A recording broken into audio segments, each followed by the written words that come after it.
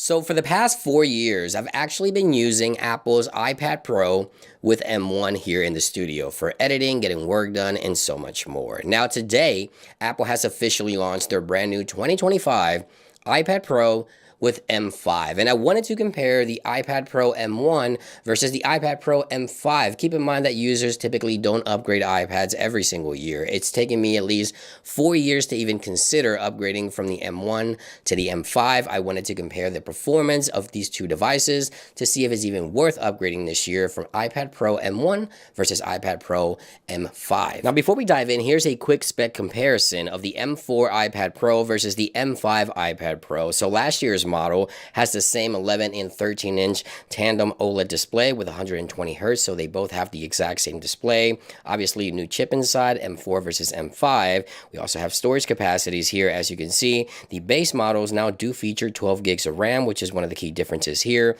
And we also saw a bump in memory bandwidth here from 120 to 153. Now, this new iPad with M5 also features Apple's C1X modem, which is Apple's in-house modem for better Wi-Fi and cell connectivity performance. And we also have the new N1 for better Bluetooth and Wi-Fi. As you see here, the M5 does feature Wi-Fi 7 versus Wi-Fi 6E on last year's model, and Bluetooth 6 versus 5.3 on the M4. Now, you can also charge faster. You can get up to 50% charge in about 35 minutes. That is with a 60-watt adapter. Now, the new M5 iPad Pro does come with the charging cable and the charging brick. However, the charging brick with the iPad is only 20 watts. So that means if you want to take advantage of that faster charging, you do need to upgrade the charger, which is a bit of a bummer that you can't take advantage of that faster charging right out of the box. Now, one thing I never get is the Apple keyboard case. I just simply think it's too expensive. I use ESR. ESR offers a great selection of cases for your iPads, including the ESR Shift Magnetic case. This case can do it all, with 5 ways to transform what you can do on your iPad, from browsing to writing, playing games,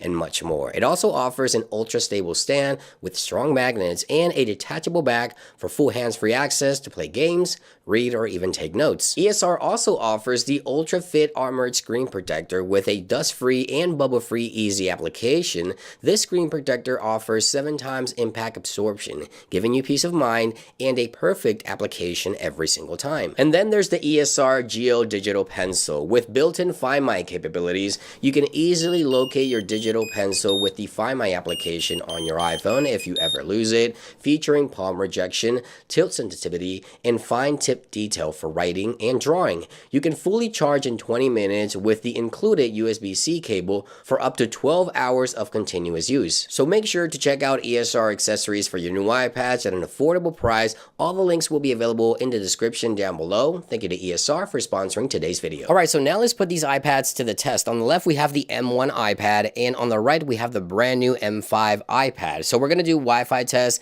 CPU test, and a GPU graphics test. So let's start with Wi-Fi. Let's jump into the Wi-Fi test here, and let's do M5 first. Let's see what those numbers look like. Keep in mind the new iPad 2025 does feature the new Apple C1X modem, and we also have the N1, which theoretically should help with network performance. And as you can see right there, the download speeds for the M5 iPad surpassing 400 megabits, as you can see right there. So 441 for downloads, and uploads, it looks like nearly 300. So it's going to be 296. Let's do the same test, obviously, on the M1 iPad. Same Wi-Fi network, obviously, here in the studio. And let's see what those numbers look like. The older iPad, the M1, does not have the 2 additional chips, which is the N1 and the C1X. These are going to be new to the M5. So it looks like on the download side of things, it looks like we're approaching 300. So a little over 300. So 303 on the download. And when it comes to upload, we're approaching about 280, so 283.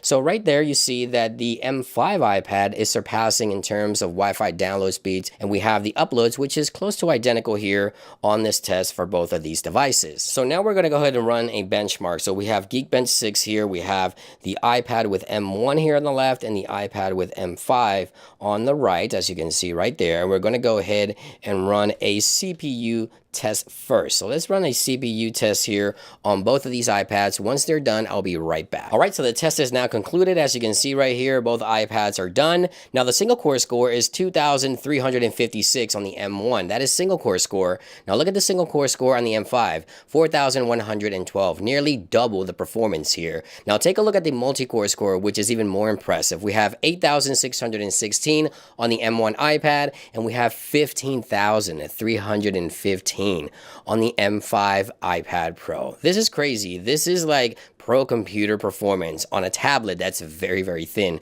Now you see here both running iOS 26, M1 versus M5. All right, so now let's do the GPU test. This is going to be the graphics test, which obviously will help with things like AI and things of that nature. So again, M5 here on the right, M1 on the left. Let's wait for the results. All right, so the test is now concluded. So take a look at these numbers for yourself. The GPU you see here on the M1 is 33,863. Now take a look at the M5, 74,703. This is a major graphics boost from M1 to M5. So if you're like me and you usually wait about 3-4 years to upgrade your iPad, I would say this year is really one of those years where you may want to consider upgrading, especially if you're a content creator and you use your iPad as a computer for the most part. Then this is going to be the iPad Pro to upgrade to. The M5 is just blazing fast with the new chips inside. I think this is a solid upgrade. Now I'm going to finally upgrade from the M1 to the M5. This is going to be my daily iPad moving forward. Again, for content creators, you can't go wrong with the M5 iPad. And there you guys have it. I hope you guys found this information helpful. Thank you for watching, and I'll see you guys on the next one. Peace.